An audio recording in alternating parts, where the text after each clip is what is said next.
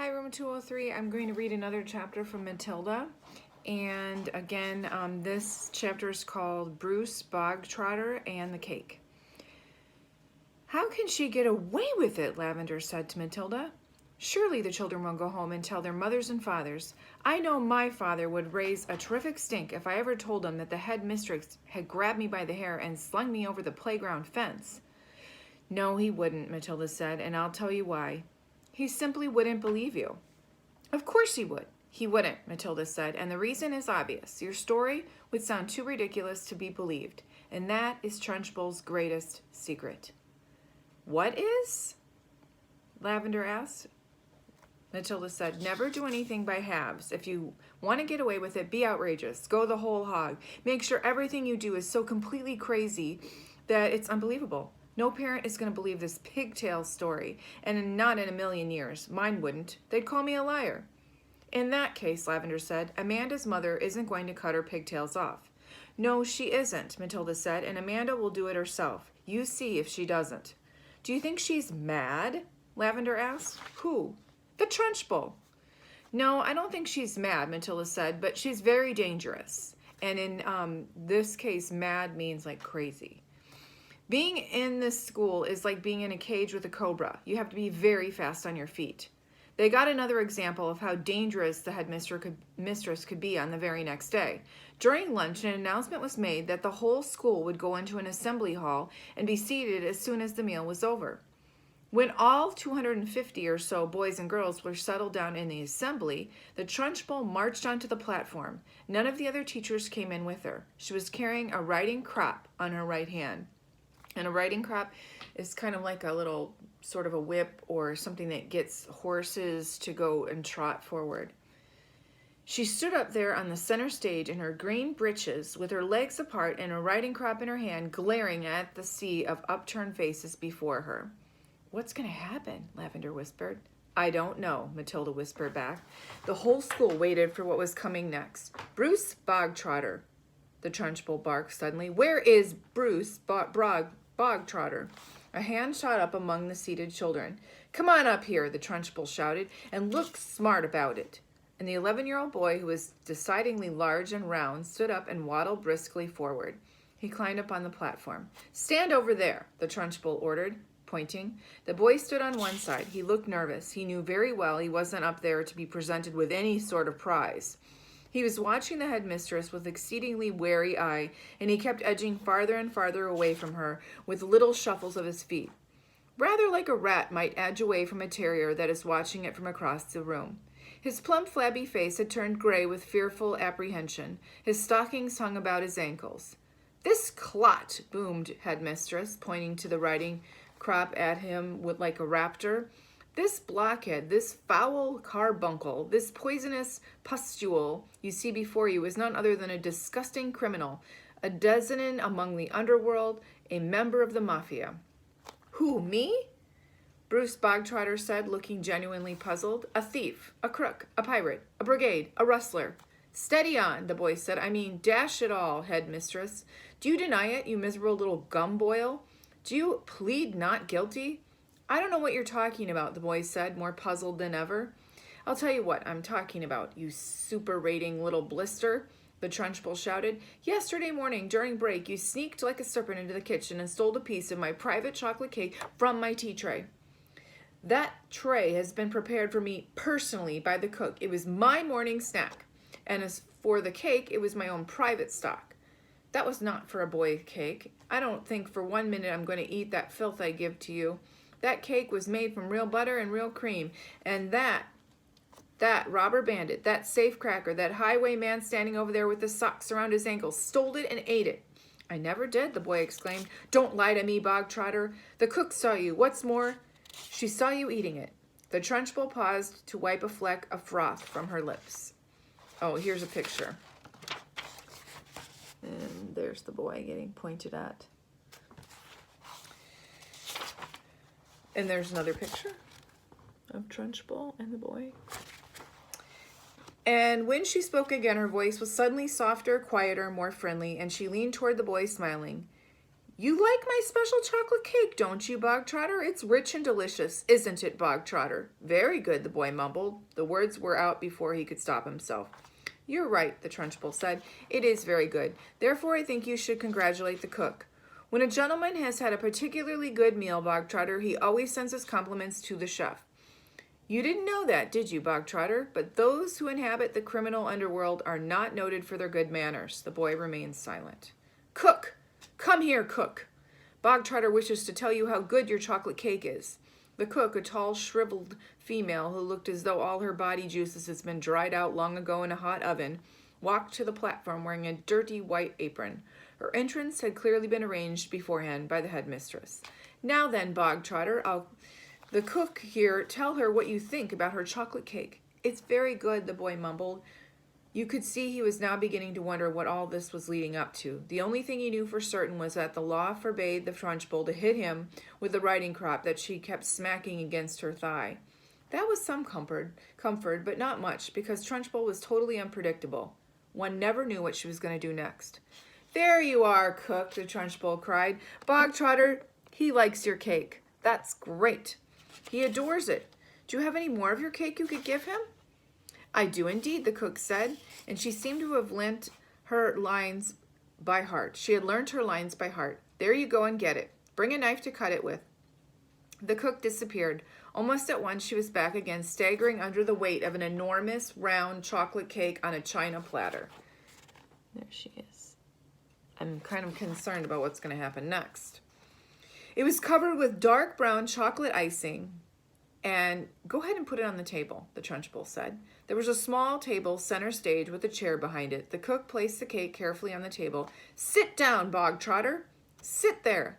The boy moved cautiously to the table and sat down. He stared at the gigantic cake. There you go, Bogtrotter. It's all for you. Her voice became soft and persuasive and almost gentle. As you enjoy that slice you had yesterday so very much, I ordered cook to bake you an extra large one just for you. Well, thank you, the boy said, totally bemused. Thank the cook, not me. Thank you, cook, the boy said. The cook stood there like a shriveled bootlace, tight-lipped, impeccable, disapproving. She looked as though her mouth was full of lemon juice. Come on, then, the Trunchbull said. Why don't you cut yourself a nice little thick slice and try it? What? Now? The boy asked cautiously. He knew there was a catch somewhere. Can't I take it home instead? Well, that would be impolite, Trunchbull said, and with a crafty grin. You must show cook here how much gratefulness you have for all the trouble that she's taken. The boy didn't move. Go on. Get on with it, the Trunchbull said. Get a slice and taste it. We haven't got all day. The boy picked up the knife and was about to cut the cake when he stopped. He stared at the cake, and then he looked up at Trunchbull, the tall, stringy cook with her lemon juice mouth, and all the children in the hall were watching tensely, waiting for something to happen. They felt certain it must. The Trunchbull was not a person who would give someone a whole chocolate cake to eat out of kindness. Many were guessing that it had been filled with pepper or castor oil at best. There's the picture. Some others figured there was a foul-tasting substance that would have made the boy violently sick. It might even be arsenic. He could be dead in 10 seconds flat, or perhaps it was booby-trapped, and the whole thing would blow up the moment it was cut, taking Bruce Bogtrotter with him. No one in the school put it past Trunchbull and to do any of these things. I don't want to eat it, the boy said. Taste it, you little brat. You're insulting the cook. Very gingerly, the boy began to cut a thin slice of the vast cake, and then he levered the slice out, and then he put down the knife and took the sticky thing in his fingers and stared very slowly to eat it. It's good, isn't it? Trunchbull asked. Very good, the boy said, chewing and swallowing. He finished the slice. Have another, Trunchbull said. That's enough, thank you, the boy said. I said have another, Trunchbull said, and now there was an altogether sharper edge to her voice. Eat another slice. Do as you are told. I don't want another slice. Suddenly, Trunchbull exploded. Eat! She shouted, banging her thigh with the riding crop. If I tell you to eat, you're going to eat. You want a cake? You stole the cake? Now you got cake. What's more, you're going to eat it. You do not have to leave. You will not leave the platform, and nobody leaves the hall until you've eaten the entire cake that's sitting before you. Did I make myself clear, Bogtrotter? Do you see my meaning? The boy looked at Trunchbull. He looked down at the enormous cake. Eat, eat, eat, Trunchbull yelled. Very slowly, the boy cut himself another slice and began to eat. Matilda was fascinated. Do you think he can do it? She whispered to Lavender. No, it's impossible, Lavender whispered back. He'll be sick before he's halfway through it. The boy kept going. When he had finished the second slice, he looked at Trunchbull, hesitating. Eat, she shouted. Greedy little thieves who eat like to eat cake must have cake. Eat faster, boy. Eat faster. We don't want to be here all day. And you don't stop like you're doing now. Next time you stop before it's all finished, you'll go straight to the chokey, and I shall lock the door and throw the key down the well. The boy cut a third slice and started to eat it. He finished this one quicker than the other two, and when he was done, he immediately picked up the knife and cut another slice. In some peculiar way, he seemed to be getting into his stride. Matilda watched closely and saw no signs of distress in the boy yet. He's doing well, she whispered to Lavender. He'll be sick soon. It's going to be horrid, Lavender said. When Bruce Bogtrotter had eaten his way through half of the enormous cake, he paused for a couple of seconds and took several deep breaths. Trunchbull stood with hands on her hips. Get on with it. Eat up. Suddenly the boy let out a gigantic belch which rolled through the assembly hall like thunder. Many of the audience began to giggle. Silence, shouted Trunchbull. The boy cut himself another thick slice and started eating it fast. There were still no signs of flagging or giving up. He certainly did not look as though he's about to stop and cry. I can't anymore. I can't. I'm going to be sick. He was sitting there still. And now a subtle change was coming over the 250 watching children in the audience. Earlier on, they had sensed impending... Here's a picture of the boy. Can't eat anymore.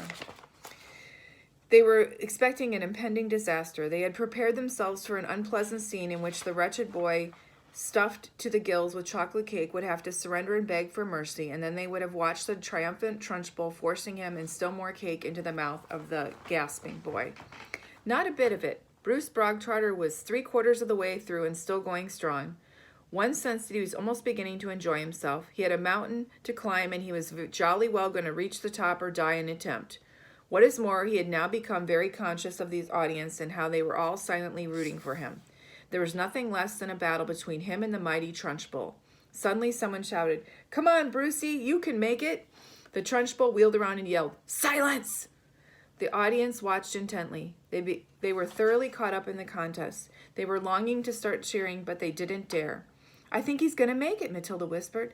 "I think so, too," Lavender whispered back. "I wouldn't have believed it, and anyone in the world could have eaten the whole of the cake that size. The Trunchbull doesn't believe it either." "Look at her," whispered Matilda. "She's turning redder and redder. She's going to kill him if he wins." The boy slowed down now. There was no doubt about it. He kept pushing the stuff into his mouth, and the dogged perseverance of a long-distance runner who had sighted the finish line and knew he must keep going. The very last mouthful disappeared. A tremendous cheer rose up from the audience, and children were leaping out of their chairs and yelling and clapping and shouting. "Well done, Brucey! Good for you, Brucey! You've won a gold medal, Brucey!" There's the cheering crowd. The Trunchbull stood motionless on the platform. Her great horsey face had turned the color of molten lava. Her eyes were glittering with fury. She glared at Bruce Bogtrotter, who was sitting on his chair like some huge overstuffed grub, comatose, unable to move or speak. A fine sweat was heading his forehead, but there was a grin of triumph on his face. Suddenly, Trunchbull lunged forward, grabbed the large, empty china platter on which the cake rested. She raised it high in the air and brought it down with a crash right on top of the wretched Bruce Bogtrotter's head, and pieces flew all over the platform. Ugh. The boy was by now so full of cake he was like a sack full of wet cement, and it couldn't have hurt him with a sledgehammer at this point. He simply shook his head a few times and went on grinning. "Go to blazes!" screamed Trunchbull, and she marched off the platform, followed closely by the cook. That's the end of that chapter. That didn't turn out the way I thought it was. I thought something really bad was going to happen to the boy, but it sounds like he defeated Trunchbull by enjoying the huge cake that she forced him to eat. Actually, I'm feeling hungry after I heard that chapter. Well, I hope you're having a great day. It's a little cloudy outside, but I hope you get a chance to relax after you're done with all your activities today. And again, I miss all of you. Have a great day.